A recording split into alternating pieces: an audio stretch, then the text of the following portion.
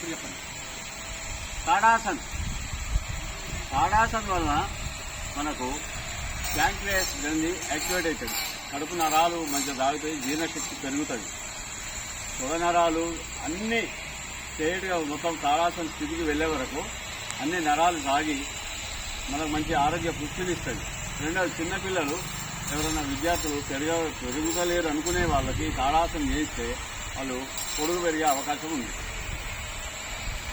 సావధాన్ స్థితి గురు 1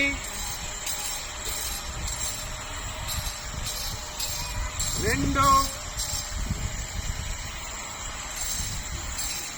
3 శరీరం మొత్తం పైకి సాగదేయండి. 4 స్థితిలో ముని వేళ్ళ మీద లేచాం. 4 వేళ్ళ మీద లేవండి, పైకి సాగదేయండి. 1 2 3 4 5 6 7 8 9 10. 5 పాదాలు కింద పెట్టండి, కొంచెం శరీరం కిందికి రండి. 6 చేతులు పెడితేయండి. 7 భుజ సమాంతరంగా. 8 తాడాసన్ రెండవది. మెడ మాత్రమే వెనక కనాలి ఇందులో.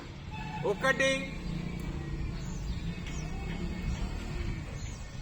2 చేతులు పైకి. 3 నమస్కార స్థితి పెట్టి శరీరం పైకి లాగాలి. 4 మెడ మాత్రమే వెనుక కనండి, పైకి చూడండి.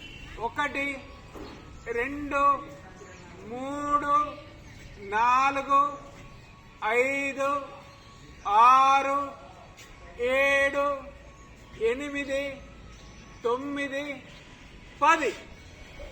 5 మెడ మళ్ళీ స్ట్రేట్ గా ముందుకు రావాలి. 6 నమస్కార స్థితి, చేతులు పెట్టేయండి. 7 సమాంతరంగా. 8 తాడాసన్ మూడవది. తప